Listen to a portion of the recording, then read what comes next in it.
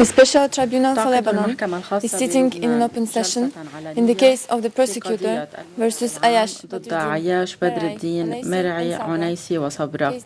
القضية رقم STL 1101. Good morning. القادرة، صباح الخير. نعقد اليوم هذه الجلسة للاستماع إلى إفادة الشاهد 450 وهو موجود في مكتب المحكمة الواقع في بيروت، وسوف يشهد عبر نظام المؤتمرات المتلفزة. وقبل ذلك أدعو الفرقاء إلى التعريف بأنفسهم بدءا بالسيد من. السيد من. صباح الخير حضرة القضاة جميعا. ألكسندر من بالنيابة عن مكتب المدعي العام مع زملائي السيدة فيكي أندرز والآنسة سكاي وينر. السيد مطر. صباح الخير حضرة القاضي. محمد مطر أمثل المتضررين، وتساعدني اليوم تامارا كوزيتش وهي مديرة القضية، والآنسة بولين فريز وهي متدربة. السيد أميل عون. صباح الخير حضرة الرئيس، حضرة القضاة. صباح الخير للجميع الموجودين داخل هذه القاعة وخارجها. أميل عون أمثل مصالح السيد سليم عياش. السيد أدواردز. صباح الخير حضرة القضاة. إيان أدواردز أمثل مصالح مصطفى بدر الدين بمساعدة سارة كودي ولوتشيا سيبالا. صباح الخير سيد الرئيس، صباح الخير الهيئة الموقرة. اليوم يحضر عن فريق عنيسة أنا ياسر حسن والسيد فيليب لاروشيل. شكرا.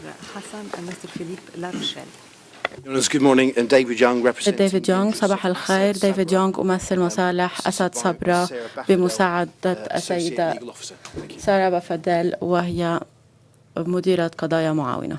صباح الخير سيد الرئيس، السيدات والسادة القضاة المحترمين.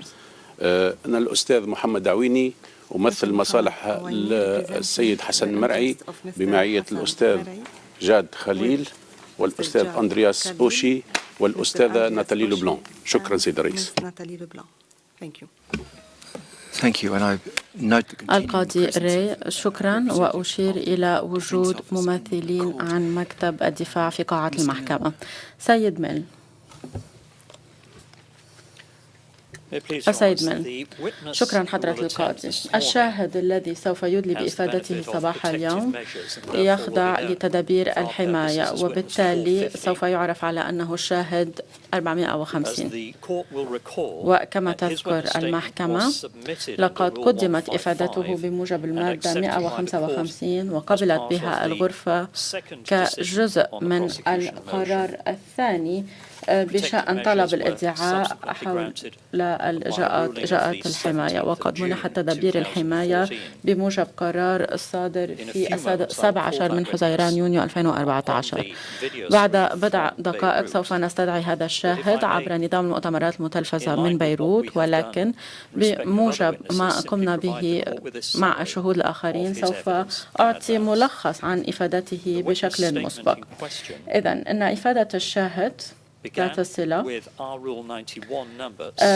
أعطيت الرقم بموجب المادة 91 وهو 606490، وأن الرقم التسلسلي الرقم المرجعي للأدلة هو 60291964 وصولا إلى 60291974. حضرة القضاة، أود أن أطلب وضع صفحة من هذا المستند على الشاشة. هذا المستند متوافر باللغتين العربية والإنجليزية، وبموجب القرار الذي أصدرته الغرفة في الأسبوع الماضي قمنا بحذف وتمويه بعض الأسماء من هذه الإفادة لكي نتمكن من عرضها على الشاشة من دون تعريض حياة أي شخص للمخاطر. إني أدرك أنه قد يكون هناك صعوبة في عرض النسختين الإنجليزية والعربية، وبالتالي سوف نقوم بعرض النسخة الإنجليزية بداية. ورقم هذا المستند في قائمة الأدلة المعدة للعروض هو 6، والصفحة المعنية هي الصفحة الثالثة.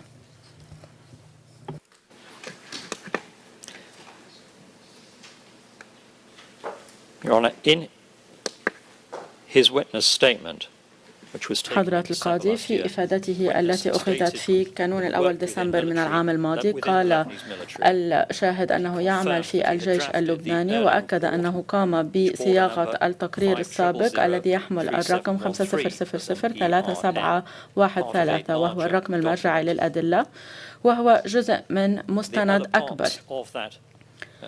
والأجزاء الأخرى من هذا التقرير الأصلي قد قدمت لمكتب النائب العام. وفي هذا التقرير ورقمه 50003713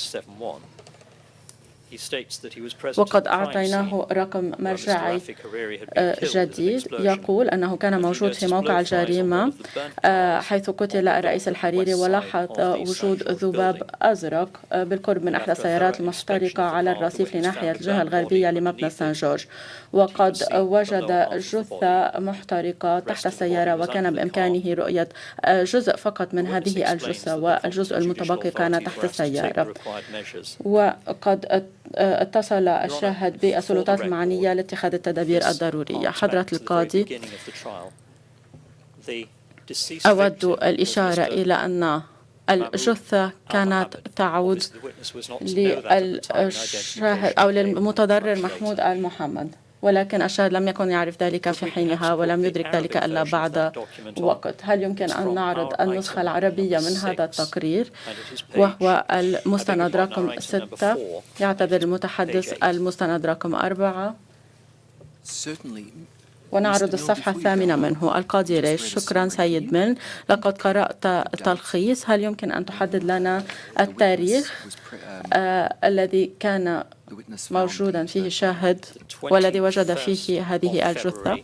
السيد من: التاريخ هو 21 من شباط فبراير 2005، أي بعد 7 أيام على وقوع الانفجار. وأعتقد أنه سيتضح من الإفادة أن الجثة كانت موجودة تحت سيارة في موقع الجريمة.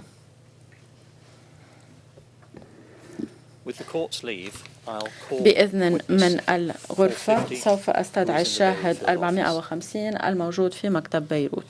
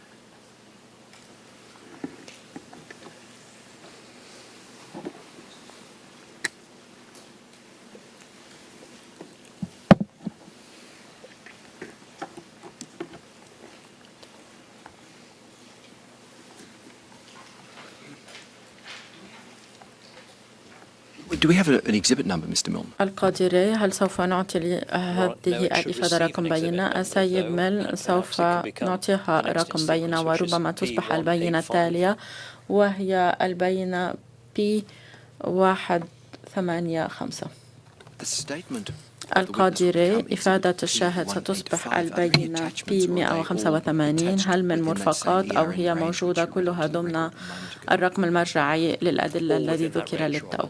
السيد من كلها موجودة ضمن هذا الرقم. القادرة صباح الخير حضرة الشاهد 450. أود فقط أن أعرف إن كنت تسمعنا وترانا بشكل مناسب وجيد من هولندا من لايتسندام تحديدا.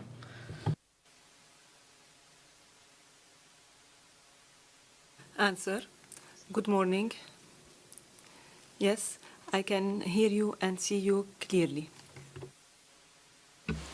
Well, I'd like to welcome you to the القاضي proceedings and thank you أود for أن أرحب بك في هذه الإجراءات وأود أن أشكرك على مجيئك إلى مكتب بيروت صباح هذا اليوم لتدلي بإفادتك في خلال هذه المحاكمة. وكما تعلم أن غرفة الدرجة الأولى قد منحتك تدابير الحماية في الأسبوع الماضي، وهذا يعني أننا سوف ندعوك على أنك الشاهد 450 في كل هذه الإجراءات ولن نستخدم اسمك، وبالتالي نرجو منك الحذر ونرجو ألا تعطي أي معلومات قد تعرف عنك وعن هويتك. أحيانا على الرغم من أفضل النوايا لا يتنبه الأشخاص ويدلون بمعلومات تعرف عنهم، لذا نرجو منك التنبه لذلك. سوف ندعوك بالشاهد 450. أي معلومات من شأنها أن تعرف عنك سوف تحذف من المستندات العلنية التابعة للمحكمة، وأن كل الأشخاص بمن فيهم وسائل الإعلام في حال علموا بهويتك ومشاركتك في هذه الإجراءات لا يحق لهم الكشف عن ذلك بموجب القرار الصادر عن الغرفة في 17 من حزيران يونيو. وسوف يتم تمويه الصورة والصوت خلال إدلائك بهذه الإفادة. أن إجراءات المحكمة تترجم إلى اللغات الثلاث العربية والفرنسية والإنجليزية، وأفهم من إفادتك ومن الصفحة الأولى أن اللغة العربية هي لغتك الأم، ولكنك تتحدث أيضا اللغة الفرنسية. لأن الأسئلة ستطرح بلغة مختلفة وبلغات مختلفة، نرجو منك انتظار نهاية طرح السؤال قبل أن تبدأ بالإجابة، ونرجو منك التوقف للحظات قبل الإجابة، لأنه عندما يحصل هناك تداخل في الكلام تعم الفوضى ولا يكون لدينا سجل واضح بما قلته. إذن سوف أعطي الكلمة للسيد من الذي سيقوم بالتعريف عنك لكي تكون لدينا كل التفاصيل المرتبطة باسمك المستعار، ومن ثم سوف يطرح عليك بعض الأسئلة بالإضافة إلى أسئلة يوجهها محامو الدفاع عن المتهمين، بالإضافة إلى أسئلة قد يطرحها أحد القضاة الخمسة في غرفة الدرجة الأولى. أما الآن سأعطي الكلمة للمدعي العام السيد من. صباح الخير حضرة الشاهد. هل يمكن القاضي عكوم يقول القسم، يجب إدلاء القسم بداية. Before we go any further, القادرة قبل أن نمضي قدما نرجو من الشاهد أن يدلي القسم. شكرا للقاضي عكوم على التذكير بذلك.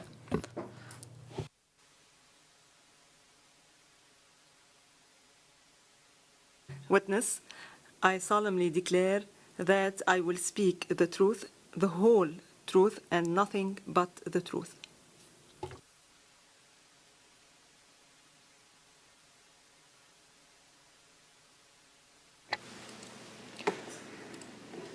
Witness, could you please سيد be من shown on حضرة the الشاهد screen سوف نعرض عليك على الشاشة that the trial chamber have المستند already الذي briefly looked at, which is استلمته on غرفة item الدرجة 4, الأولى، وهو page المستند 8. الرابع وتحديدا الصفحة 8 منه.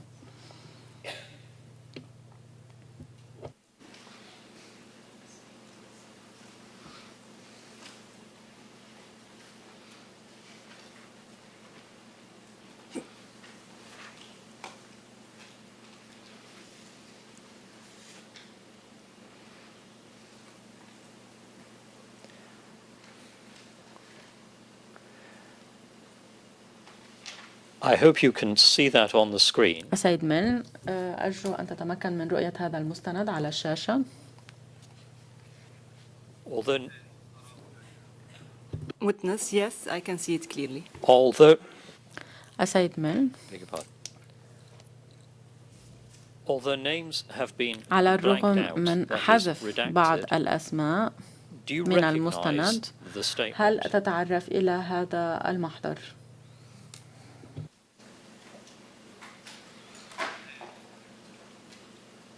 Answer, yes.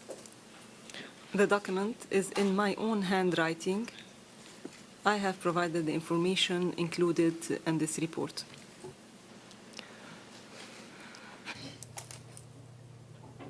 And therefore, sir, سؤال. can you بالتالي سيدي، هل يمكن أن تؤكد لنا أنه في اليوم، يوم كتابة هذا المستند، أي 21 من شباط فبراير 2005، كنت عقيد أو مقدم عفوا في الشرطة العسكرية؟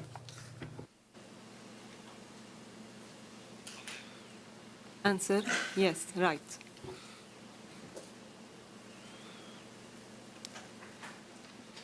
And that this statement, a very short statement, سؤال. reflects أن هذا المحضر أو هذه الإفادة your القصيرة activities that took تعكس place on that day, الأنشطة التي 21 اطلعت بها في February ذلك اليوم في 21 من شباط فبراير 2005.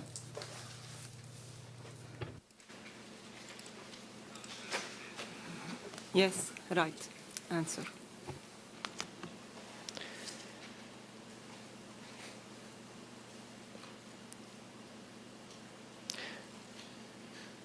Your Honor, there is السيد one من point, حضرة and القاضي، is not in any أود way the fault التطرق of إلى the مسألة، witness, but I understand that والمشكلة ليست the مشكلة English الشاهد، version ولكن حسب ما there was a علم slight في النسخة mistranslation. الإنجليزية هناك There is a سوء name, وخطأ if في you go الترجمة down that الكتابية، وهناك اسم halfway down. دون في المستند. a name that has been in fact redacted. هذا الاسم قد حذف من هذا المستند. I don't need to give the name. لست بحاجة لإعطاء هذا الاسم، ولكن ربما باستطاعة الشاهد أن يؤكد أن الاسم الوارد في هذه الوثيقة هو بالفعل اسم معاون مفوض الحكومة في ذلك الوقت، أي اسم القاضي.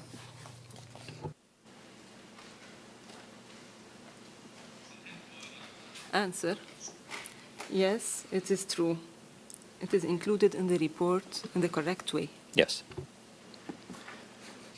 السيد من نعم. The English حضرة translation القاضي، gave the name, said, الترجمة and الإنجليزية the government commissioner. The تذكر word and ومفوض should not appear in the translation. الحكومة، It is ولكن the كلمة name و that is given is the and government بالإنجليزية commissioner. يجب أن لا ترد في Or strictly الترجمة، speaking, فالشخص assistant government المذكور هو commissioner of the بالتحديد military court. معاون مفوض الحكومة لدى المحكمة العسكرية. Do you want to القاضي ري، هل ترغب بالحصول على ترجمة مصححة؟ السيد من حضرة القاضي، أن الخطأ في الترجمة لفت انتباهي إليه صباح هذا اليوم، وسوف نطلب في وقت لاحق الحصول على ترجمة معدلة ومنقحة. Thank you, witness. Your statement السيد من، شكرا حضرة by the الشاهد. trial chamber. تقبل غرفة الدرجة We الأولى understand that there will be some هذه further الإفادة، questioning on behalf of the ولقد defense. فهمنا أن جهة الدفاع تود أن تطرح If you المزيد would wait من there, الأسئلة. please, as نرجو questions منك will أن follow. تنتظر لأن الأسئلة من جهة الدفاع قادمة. Mr. O'Shea, you'll be questioning on القاضي behalf ري، of Mr. Merah. السيد أوشي، أنت تطرح الأسئلة بالنيابة عن With your فريق microphone on, of دفاع عن course, مرعي. and نرجو منك أن تضيء I know you الميكروفون. won't forget the slow down and pause between ونحن نعرف question and أنك answer. سوف تتوخى البطء وسوف تتوقف ما بين السؤال والجواب. السيد أوشي، نعم. قبل أن أبدأ أود بداية لمدة دقيقة ونصف الدقيقة أن أبدل مكاني. Of course I will, and also please don't forget القاضي ري، if there's two English speakers to pause أود between the منك two.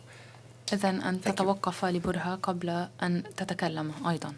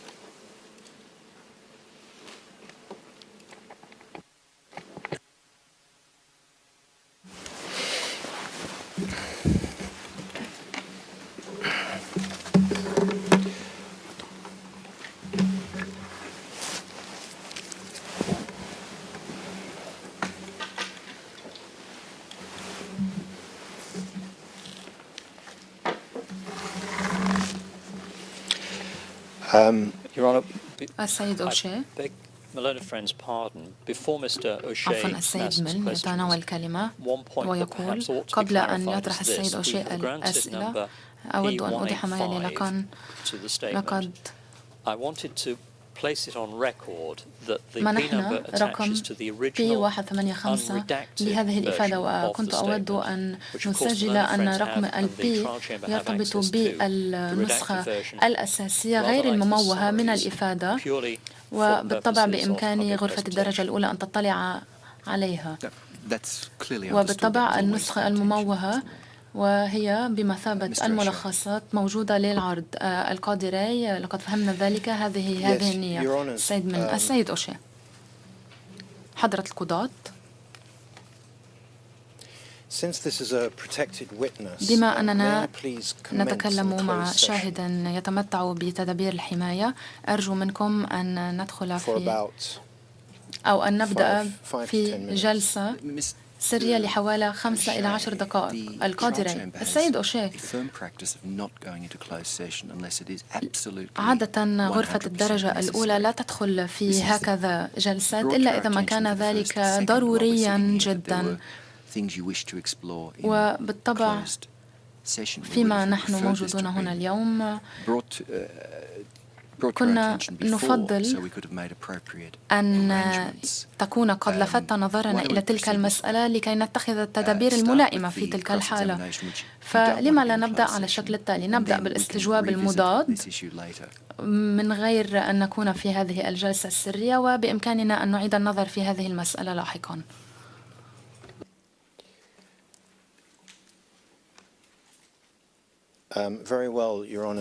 السيد أوشي. حسناً حضرة القاضي، أعتقد في البداية أنني أود أن أوضح ما يلي. الأسئلة التي طرحها صديقي فيما يخص وظيفة الشاهد قد طرحت في جلسة علنية، هل هذا صحيح؟ القادري. نعم، لقد استمعنا إلى ذلك. السيد أوشي. شكراً. صباح الخير حضرة الشاهد. أنا أندرياس أوشي،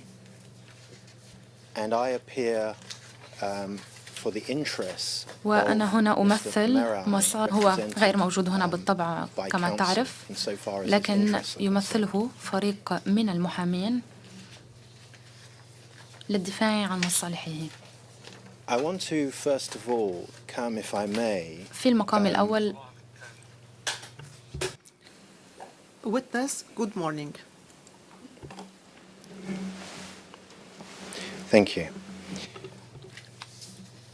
I wish to first of all إذن في المقام الأول أود أن أتطرق إلى وظيفتك، وهي التي ذكرها في البداية صديقي من مكتب الادعاء، وبالطبع أنت شاهد تتمتع بتدابير الحماية، ولذلك علينا أن نتوخى الحذر في مناقشة بعض المسائل. لذلك إذا ما شعرت بأن بعض من الأسئلة التي أطرحها قد تؤدي إلى الكشف عن هويتك، أرجو منك أن تعلمني، وبذلك بإمكاننا أن نلتجأ إلى الغرفة لبعض التوجيهات.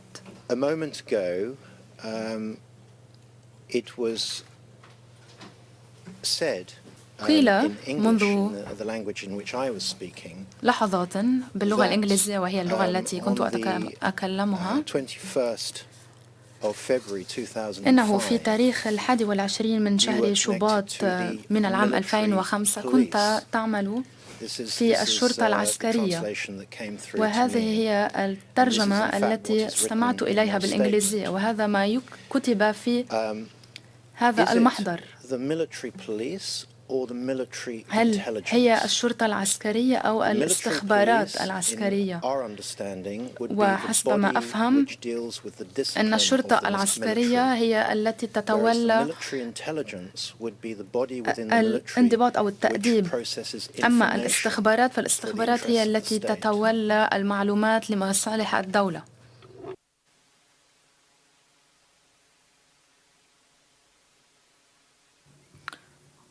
Answer. Good morning again. What was meant in this report is the military police and not the military intelligence.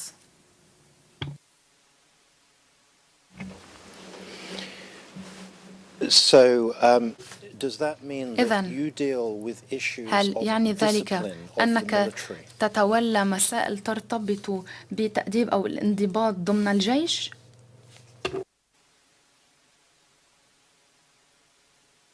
Witness, yes, that is correct.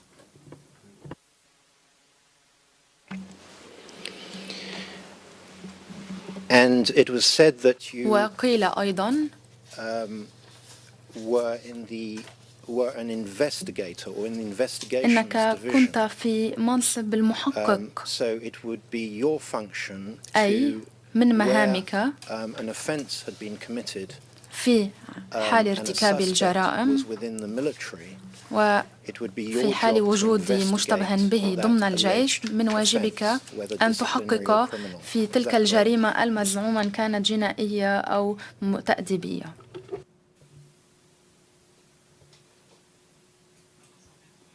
Witness, yes, this is also correct. According to the Lebanese law, the military police is one of the law enforcement agencies, and it is one of its duties is to investigate any crime or suspected crime.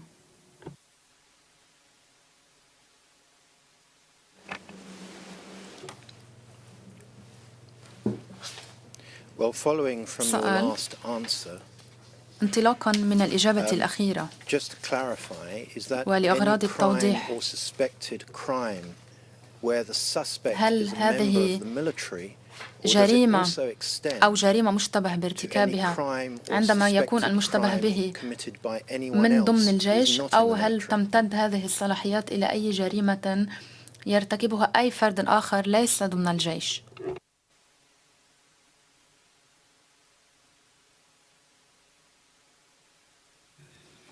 Answer. An investigation in any crime is done under the supervision of the military prosecution with the presence of the government commissioner at the military court. When the government commissioner at the military court is present at the crime scene, we can start the investigation that is required regarding any given act.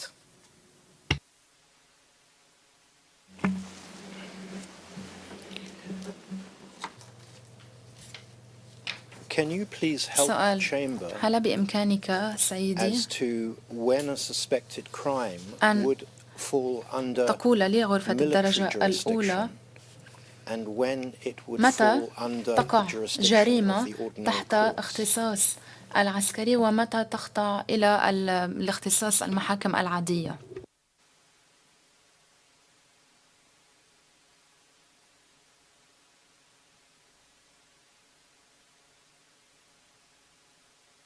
Witness. All crimes perpetrated by military staff are under the jurisdiction of the military courts. Crimes perpetrated by military staff are investigated under the supervision of the military court or the military prosecution. Corrects the witness.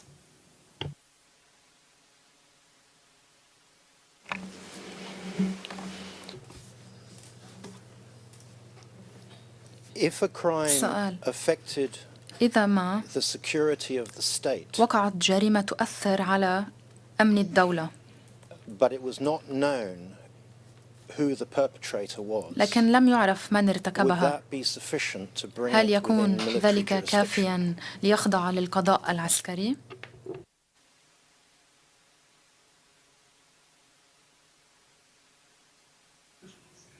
Witness, every investigation undertaken by the military police is under the supervision of the military prosecution and the military court.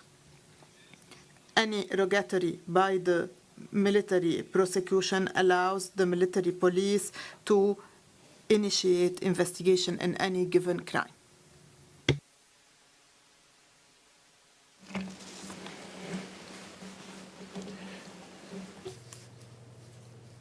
Am I to understand you correctly to say هل فهمت ما قلته صحيحا بشكل صحيح أن الاختصاص العسكري يمكن أن يطال أي جريمة تقع؟ هل هذا ما عنيته سيدي؟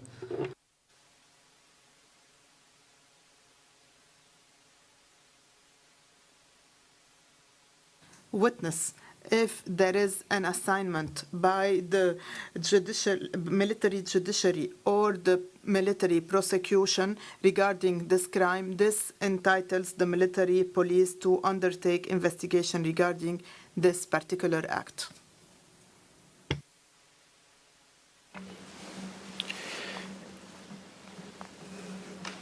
Now, given the nature of your function, نظرا إلى طبيعة عملك، would it be correct to say هل من الصحيح that أن نقول you would be very familiar إنك with the مطلع judicial procedures على الإجراءات or the القضائية procedures which have to be followed أو الإجراءات الواجب when اتباعها a suspected crime has been عند committed? وقوع جريمة Familiar, if I may مشتبهة. say, with هل أنت the إذن مطلع legal procedures? على هذه الإجراءات القانونية؟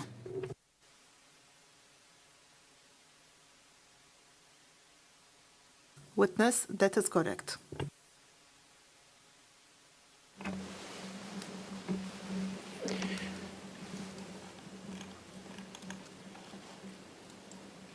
And Lebanon, سؤال being what we call a civil jurisdiction, ونظرا إلى أن لبنان يتبع ما يسمى باختصاص مدني، تتبعون إجراءات مماثلة للإجراءات المتبعة في فرنسا، أي عند ارتكاب جريمة إن المسألة تحال مباشرة وتوضع بين أيدي قاضي التحقيق، وهو الذي يسمى باللغة الفرنسية le juge d'instruction. هل هذا صحيح؟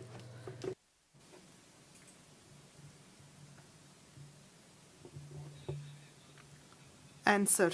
Any crime perpetrated in Lebanon and qualified as a crime that threatens the internal state security, in this case, the military prosecution undertakes all necessary measures in order to choose the relevant institution that will be in charge of the investigation.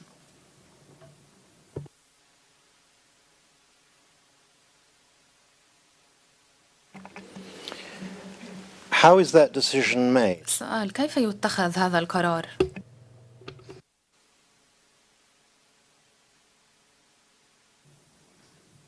Witness, this question should be addressed to the relevant jurisdiction or judicial authorities.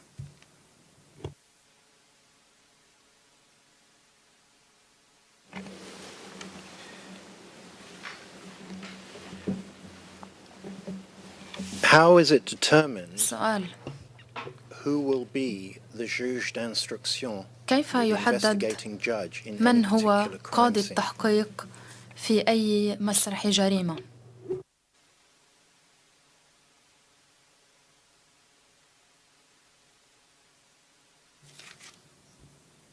Answer.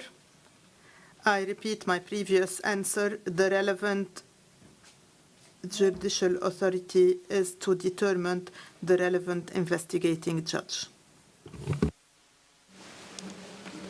And what or who is the سؤال. relevant judicial? ومن هي الهيئات القضائية المختصة؟ القاضي راي. حضرة الشاهد، أود أن أوضح مسألة ما.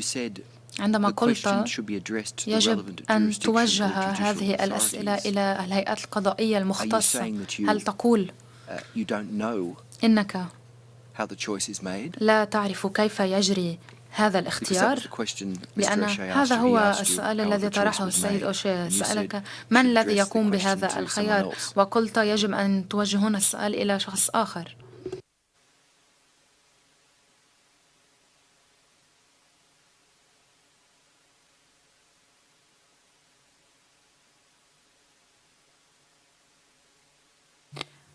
Answer.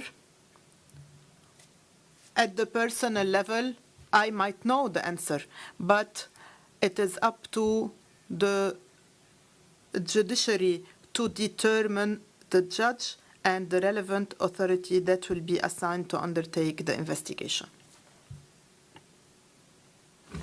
Are you pressing القاضي راي. Mr. O'Shea with the witness as to what his personal knowledge is as opposed to what the السيد أوشي، هل أنت تحاول أن تعرف من الشاهد وفقا لمعرفته الخاصة ما هي الإجراءات المتبعة؟ السيد أوشي، إلى حد ما، لكنني لن أطيل الكلام حول هذه المسألة، لكنني أود أن أطرح على الشاهد السؤال التالي. حضرة الشاهد، في 14 من شباط فبراير من العام 2005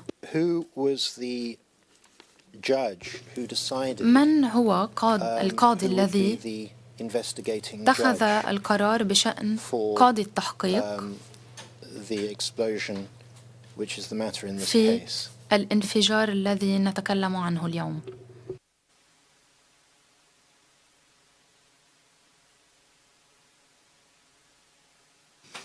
Answer. Also, this question should be addressed to the competent judiciary.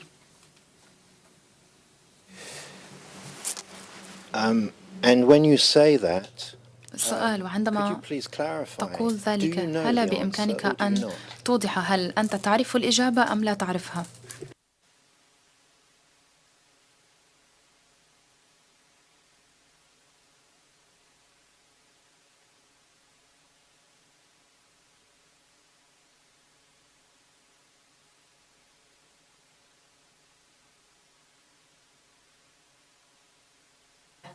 Witness, at that time, I was not aware of the answer.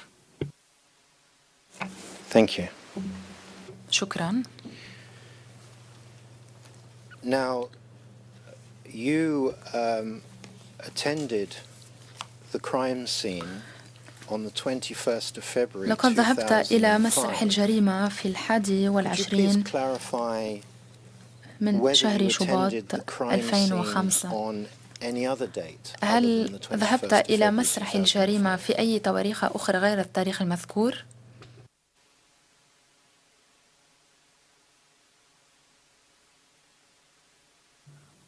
Answer, that is correct. I went more than once.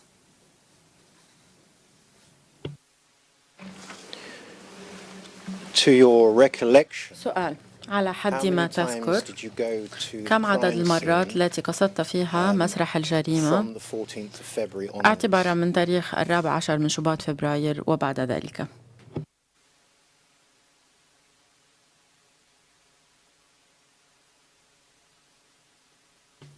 Answer, I cannot remember exactly how many times.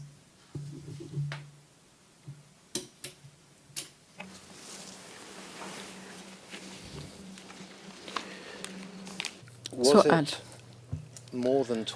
هل ذهبت إلى مسرح الجريمة أكثر من مرتين، أقل من 10 مرات؟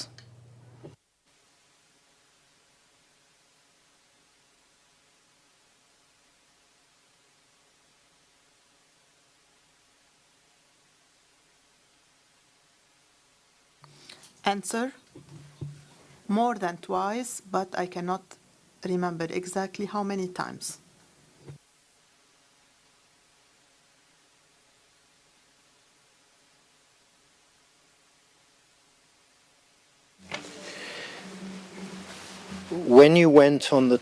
سؤال: عندما ذهبت إلى المكان في 21 من شباط فبراير،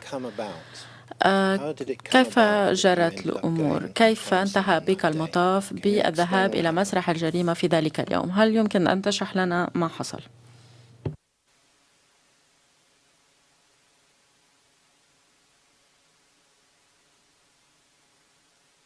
Answer. As I have mentioned in the report I wrote, upon arriving to the crime scene and in the presence of the different judges, I noticed some blue flies on one of the cars. I felt that there is something suspect under the car, and upon inspection, we found a body, and I told the crime scene experts about it. Yes, that's what you have نعم، explained هذا in your ما report. سبق وشرحته في تقريرك. And your report explains what والتقرير happened from the يشرح time you arrived ما at the حصل crime منذ scene. لحظة وصولك إلى مسرح الجريمة. أما سؤالي إليك الآن هو: كيف جرى أن اضطررت إلى الذهاب إلى مسرح الجريمة؟ ما حصل في ذلك اليوم وما دفع بك إلى أن تقصد مسرح الجريمة؟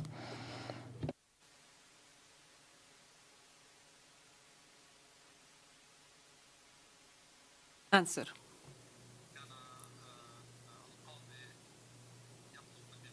As per my position, the judge used to ask me to accompany him to the crime scene. And as I have said before, I went with him on that day to the crime scene.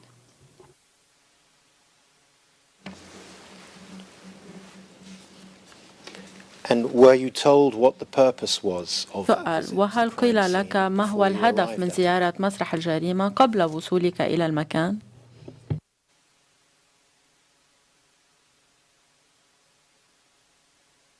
Answer.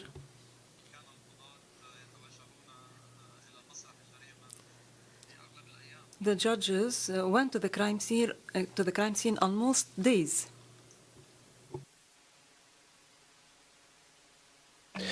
But on that سؤال: particular ولكن day, في were ذلك you اليوم told بالتحديد the purpose هل قيل لك of why you were ما going هو to the الهدف crime scene? من ذهابك وتوجهك إلى مسرح الجريمة؟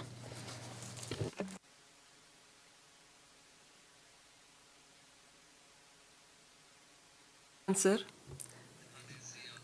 There was no specific objective to that visit to the crime scene except the tasks carried out by the judges, and they requested that I be present.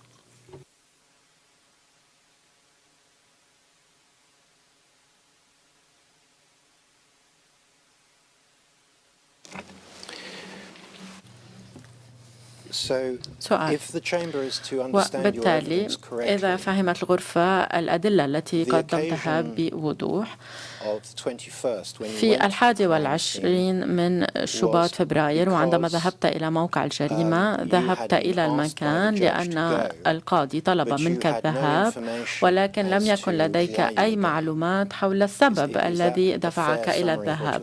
هل هذا يلخص بشكل واضح ودقيق ما قلته؟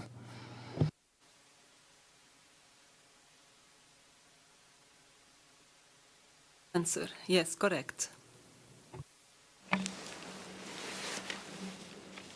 And is that also سؤال: the same situation on هل the other days كان that you went to the الحالة crime هي scene? نفسها That في is to الأيام say الأخرى that التي قصدت the judge فيها would مسرح request you to الجريمة، أي go, كان يطلب منك القاضي without telling الذهاب you من the دون specific أن purpose? يحدد لك الهدف بالتحديد؟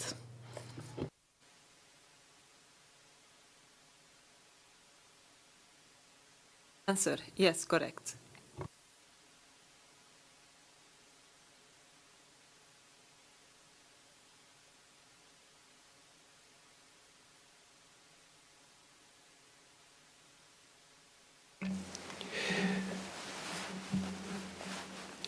At that time, سؤال: who was في the ذلك head of الوقت your division? من كان Who was the المسؤول head of the عن military police القسم at الذي that time? تعمل فيه، ومن كان المسؤول عن الشرطة العسكرية في ذلك الوقت؟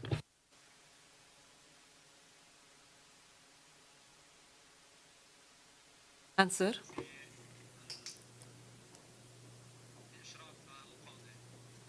I worked under the supervision of the judge himself.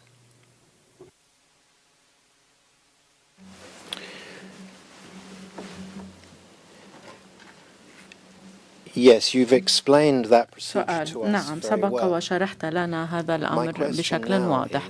أما سؤالي لك الآن هو التالي: منذ تاريخ 14 من شباط فبراير وبعد ذلك بما في ذلك تاريخ 21 من شباط فبراير، من كان يترأس القسم الذي تعمل فيه؟ من كان يترأس الشرطة العسكرية؟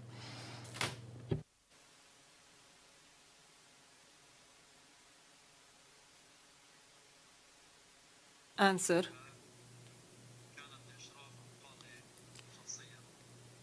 As I said, I carried out my missions under the direct supervision of the judge himself. Yes. It may be the way I'm explaining myself. ربما لم أحسن تفسير السؤال. Within the military police, ضمن الشرطة العسكرية as a unit, who was the highest ranking من commander كان within the القائد military الأعلى police? رتبة في الشرطة العسكرية؟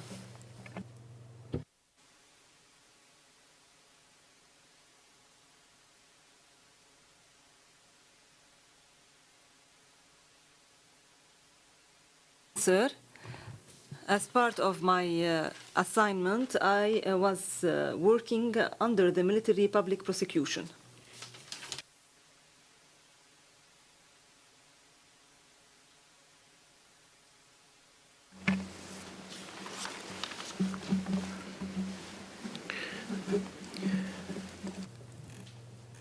I understand سؤال. that for any particular إني function, أدرك أنه you فيما may be يتعلق supervised بالمهام التي تطلع بها أنت تخضع لإشراف أحد الأشخاص الذي يعمل في قسم آخر أو وحدة أخرى أو منظمة أخرى غير المنظمة التي تعمل فيها.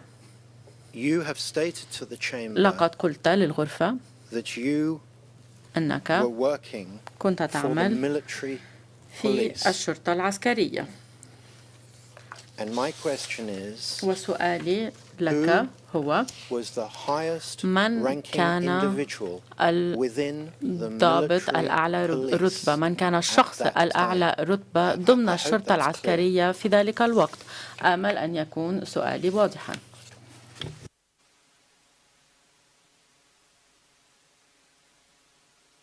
Sir, administratively, I was part of the military police, but I was directly supervised by the judicial authority in my own post.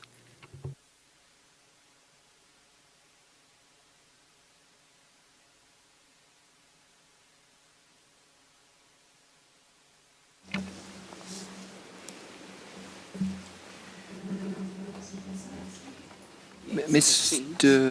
القاضي ري، سيد You've أوشي، been asking the witness to tell لقد you طلبت من who الشاهد the أن highest يقول لك ranking من هو military police, القائد who is the highest أو ranking individual الشخص within the military police الأعلى at the time, رتبة which ضمن الشرطة I take to العسكرية في mean who is ذلك the chief الوقت. of military police. وأنت إذن تقصد من هو قائد الشرطة العسكرية. أنت تطرح سؤال على الشاهد يبدو أنه لا يستطيع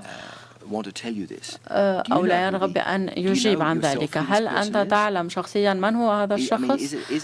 هل هذه المسألة مهمة بالنسبة إليك؟ هل تود أن تمضي قدما في هذا السؤال مع الشاهد؟ السيد أوشي: لن أمضي قدما، ولكن هناك بعض الارتباك في ذهني بين مبدأ الشرطة العسكرية والاستخبارات العسكرية كما لاحظت من أسئلتي الأولى. لدي اسم سوف أطرحه على الشاهد الآن، وسوف أطلب منه أن يعطيني ما هو منصب هذا الشخص. القاضي ري: قد يكون هذه الطريقة أسرع. السيد أوشي: نعم، لدي هدف آخر من طرح هذه الأسئلة، ولكن سوف أطرح عليه الاسم بشكل مباشر. السؤال حضرة الشاهد، Did you know of General Raymond Azar? هل تعرف اللواء ريمون عزار؟ A-Z-A-R. عزار.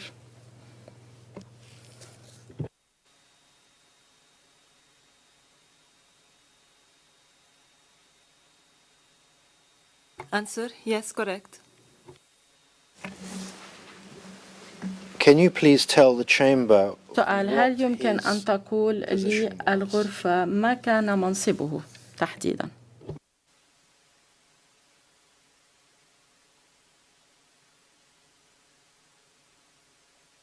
Sir, he was an officer in the Army Command.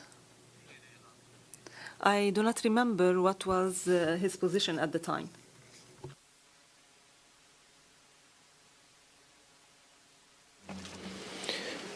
was he the head of or was he the chief of military هل كان المسؤول عن الاستخبارات العسكرية؟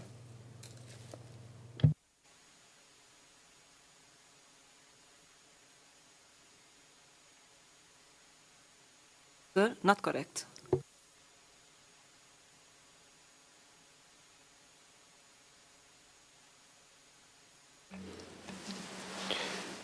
Do you know who the chief of military سؤال، intelligence هل was? تعرف من كان قائد الاستخبارات العسكرية؟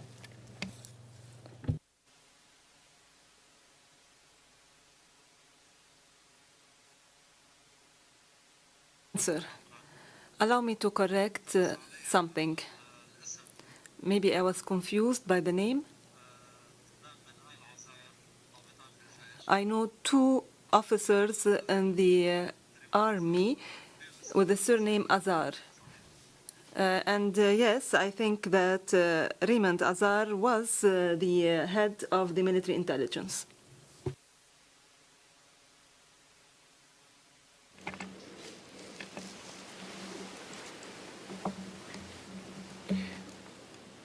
And were you the head of the سؤال، military police? وهل كنت أنت ترأس الشرطة العسكرية؟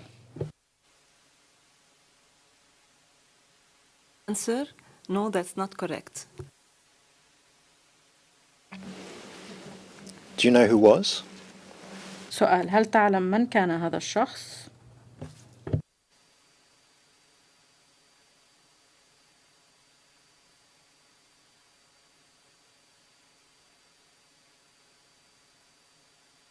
Answer, that person was known to all in Lebanon. Do you remember his name? سؤال، هل تذكر ما اسمه؟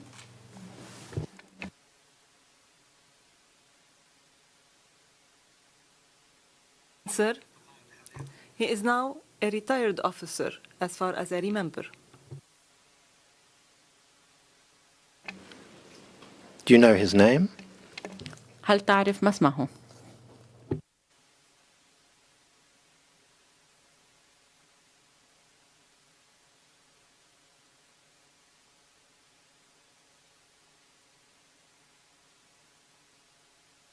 Sir,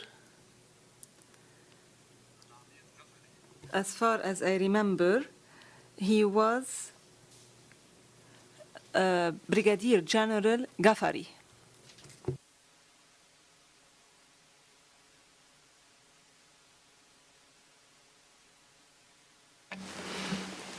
Could you please spell Ghaffari? سؤال، هل يمكن أن تقول لنا كيف يكتب هذا الاسم غفاري؟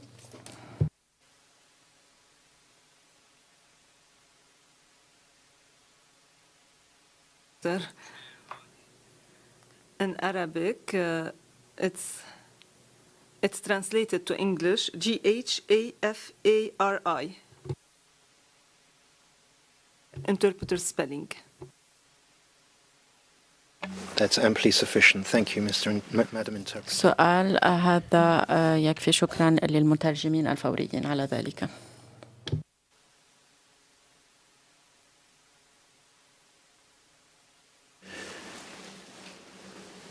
Would it be correct to say سؤال: هل يمكن القول، لأنك سبق وقلت للغرفة أنك كنت تخضع لإشراف القاضي، هل يمكن القول أنك بما أنك في الشرطة العسكرية في شعبة التحقيقات كنت الشخص الذي يتمتع بأعلى المسؤوليات ضمن المحكمة العسكرية، هل يصح هذا القول؟ Answer: No, that is not correct.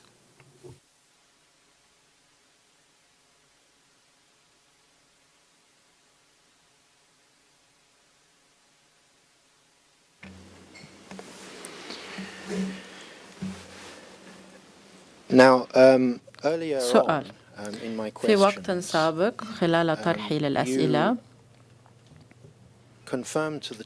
أكدت للغرفة أنك مطلع على الإجراءات القانونية المتعلقة بإدارة والتعامل مع مسرح الجريمة. سؤالي لك الآن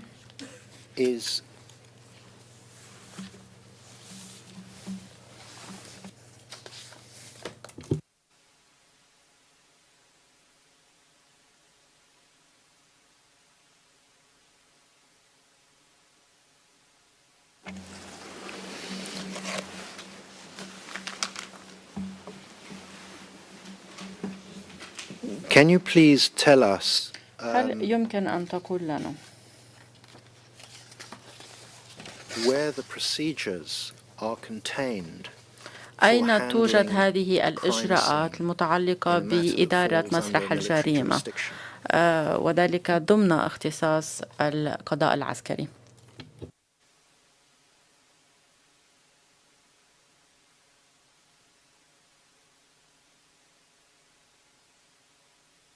Answer: We have instructions, and the judicial police investigators are trained to handle a crime scene.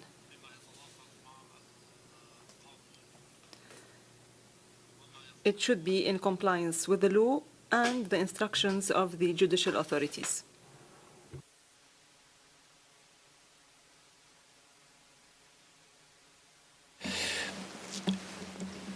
Would it be correct, for سؤال: example, هل من الصحيح that مثلا there is an instruction أن نقول which derives from the Directorate أن General of بعض Internal التعليمات Security صادرة Forces, عن المديرية العامة which is dated the 15th of لقوى الأمن January الداخلي 1999, بتاريخ 15 من شهر 1 that there 1999 be a yellow reflective تطلب nylon barrier tape استخدام أحزمة نايلون من اللون الأصفر حول مسرح الجريمة.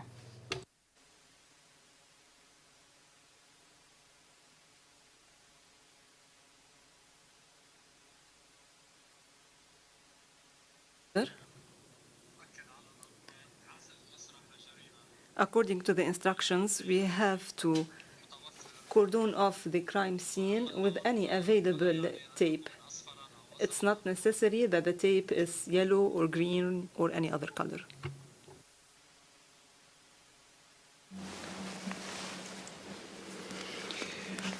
I'd like to show the witness a document. السيد أوشي أود أن أعرض على الشاهد مستنداً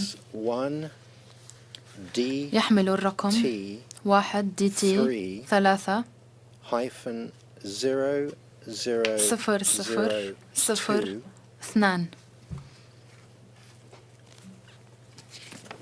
And if the witness could please be shown the وأطلب Arabic أن version. تعرض النسخة العربية على الشاهد.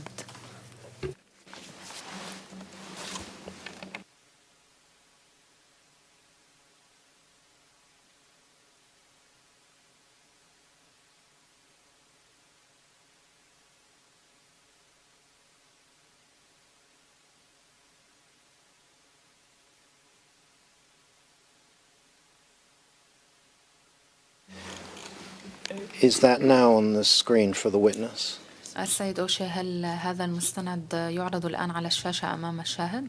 If it helps the registry on the لمساعدة قلم المحكمة in terms of the content in the English فيما يخص محتوى هذا المستند باللغة الإنجليزية يحمل عنوان كيفية استخدام أحزمة النايلون الخاصة بمسرح الجريمة. Counsel, could you please indicate if it's public or confidential?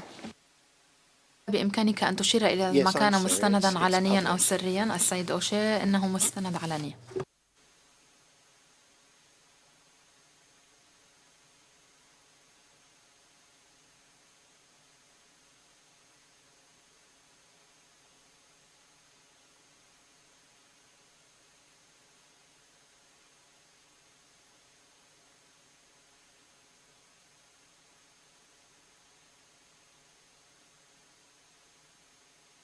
Witness, this is a document issued by the ISF, Internal Security Forces.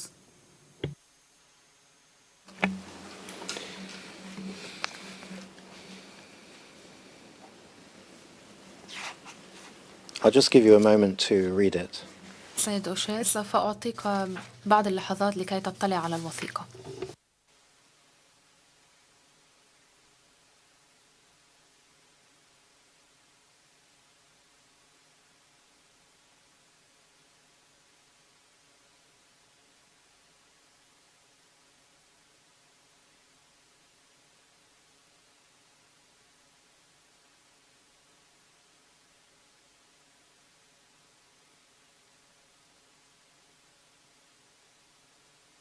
Witness, that is true. As I said earlier, this is a document that has been issued by the ISF, Internal Security Forces.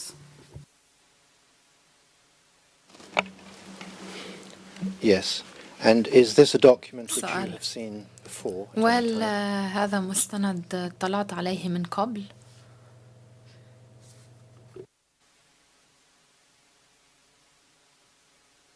Witness, this is not correct. So you're saying that you have not seen the document سؤال، before, is إذن that correct? أنت لم ترى هذه الوثيقة من قبل، هل هذا صحيح؟ Answer, yes.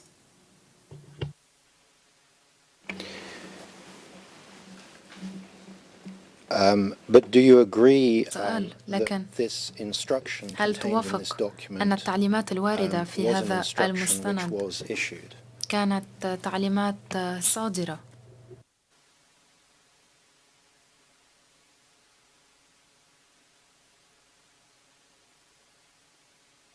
Witness, I did not understand your question.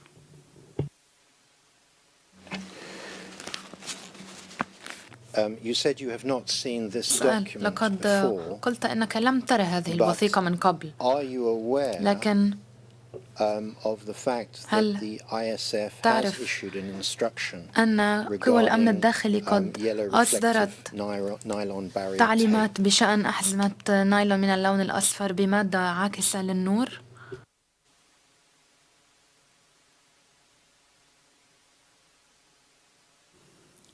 Answer, no, I was not aware of that.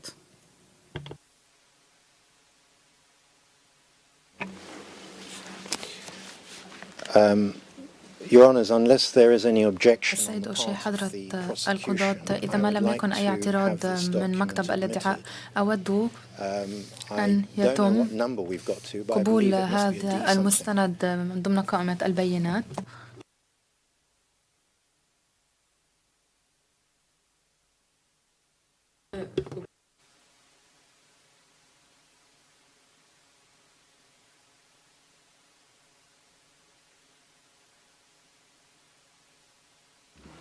I take it there's no objection, Mr. Milne.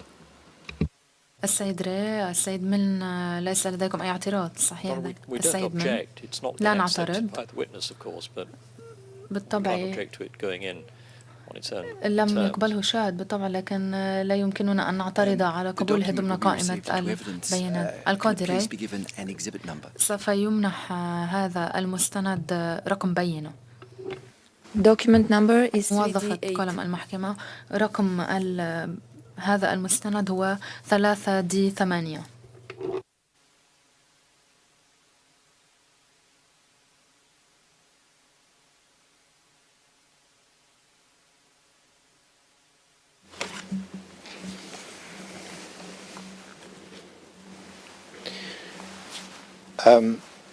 Moving on to another aspect of the same topic, Mr. Witness. ننتقل إلى مسألة أخرى ضمن الموضوع نفسه، وهي الإجراءات القانونية للتعامل مع مسرح الجريمة.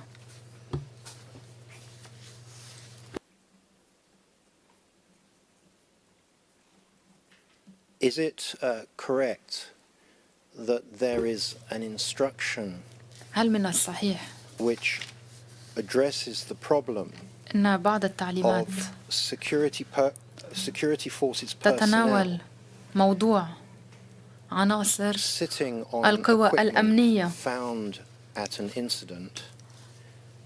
يجلسون على المعدات في مكان مسرح الجريمة أو استخدامها للكتابة عليها؟ هل من الصحيح أن هناك تعليمات تحاول أن تعالج هذه الصعوبة؟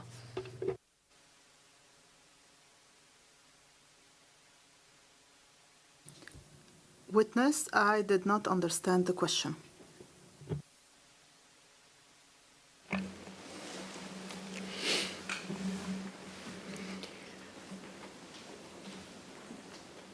Is it correct that an instruction has been issued هل من الصحيح أن هناك تعليمات قد صدرت how security personnel must behave بشأن كيفية on the crime scene تصرف القوى الأمنية في مسرح الجريمة، وهذه التعليمات تتناول مشكلة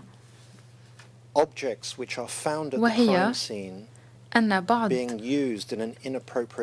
القطع التي توجد في مسرح الجريمة تستخدم بطريقة غير ملائمة.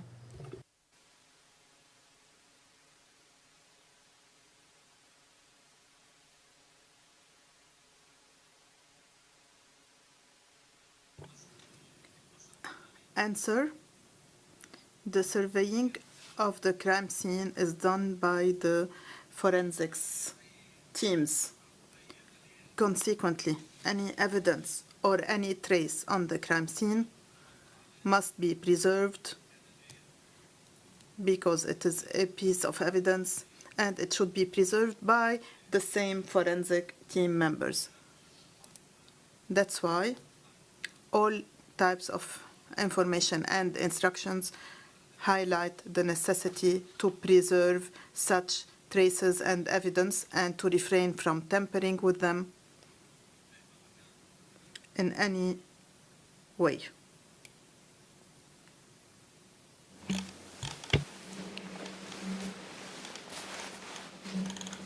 Could you please name سؤال.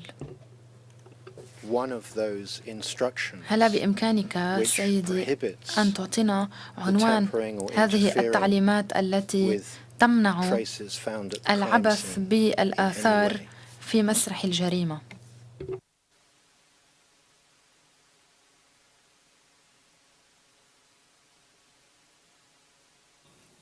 Answer. Recently, the Lebanese judiciary issued relevant instructions and you can ask the relevant authorities to give you copies of these instructions.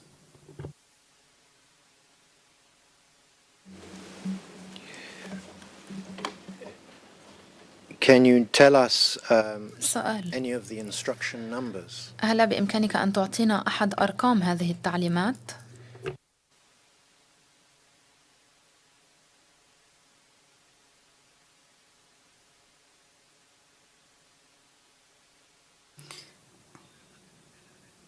Witness, I cannot remember the number or reference number that was given to these instructions.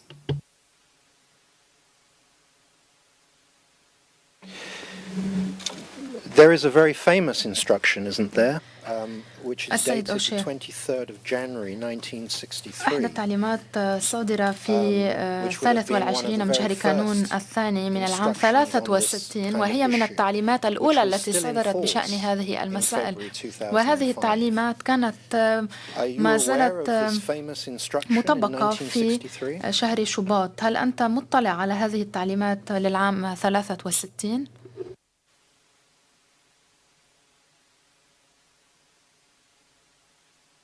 Answer, no.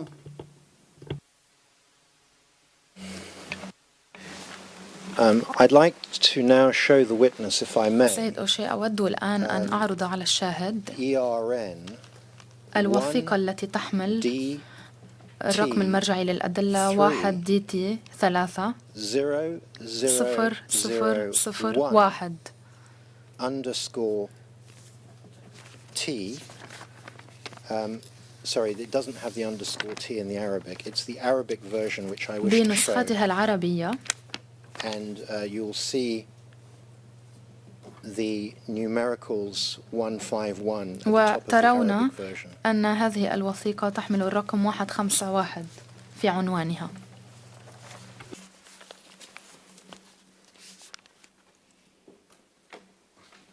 It's public. وهي وثيقة علنية.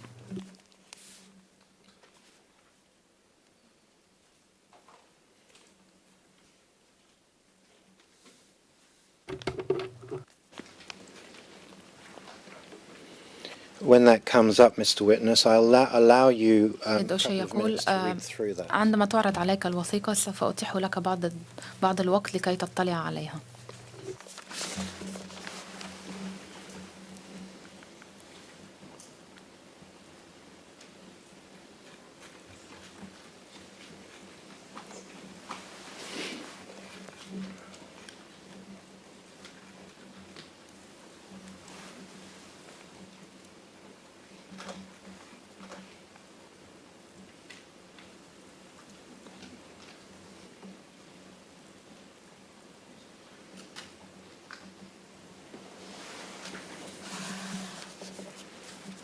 Mr. O'Shea, we are going to have to adjourn in a moment for logistical reasons. We're going to have to take a reasonably long break until 2. نأخذ استراحة لبعض الأغراض اللوجستية حتى الساعة 2 بعد الظهر. هل تحتاج إلى المزيد من الوقت للاطلاع على هذه الوثيقة أو هل تريد أن هل تريد طرح الأسئلة الإضافية؟ السيد أوشي، أقترح أن ننتهي من هذه الوثيقة وأود أن أعرض وثيقة أخرى لكنني لن أعرضها الآن لأنني أعتقد كما ترون أننا نحتاج إلى بعض الوقت لكي نطلع على وثيقة لكنني أفضل الآن أن ننتهي من مناقشة هذه الوثيقة قبل الاستراحة وأحتاج إلى بضع دقائق فقط. القادري في هذه الحالة نعم تفضل بطرح الأسئلة. السيد أوشي، حضرة الشاهد، هل تمكنت من قراءة هذه الوثيقة؟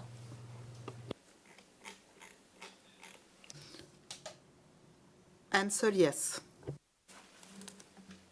And is this a document which you have seen سأل: وهل هذه وثيقة قرأتها من قبل؟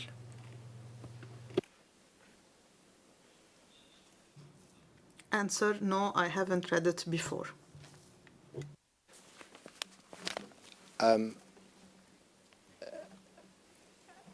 And this document, what it says about preserving وهذه الوثيقة traces at the crime scene, تتناول المحافظة على الآثار في مسرح الجريمة. وهل هذه التعليمات الواردة فيها تتماشى مع التعليمات التي تعرفها؟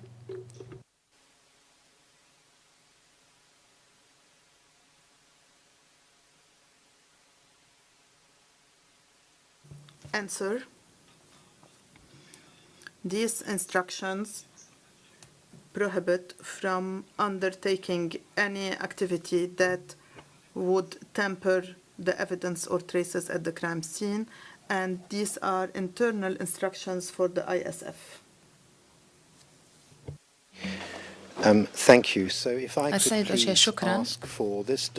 أطلب إذن حضرة القضاة إذا ما لم يكن من اعتراض قبول هذه الوثيقة تحت رقم D9 علنية.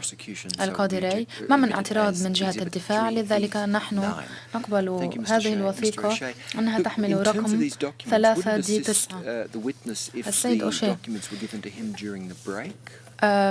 ألا يكون من الأفضل أن نعطي هذه الوثائق إلى شاهد في خلال الاستراحة؟ السيد أوشي، لا. حضرة الشاهد، سوف نأخذ استراحة طويلة لبعض الأغراض اللوجستية هنا في هولندا،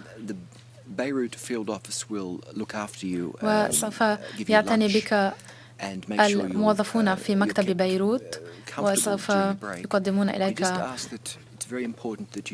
طعام الغداء، وسوف يحرصون على راحتك، لكن نطلب منك ألا تناقش هذه المستندات مع أي شخص آخر، ونراك قريبا. رفعت الجلسة.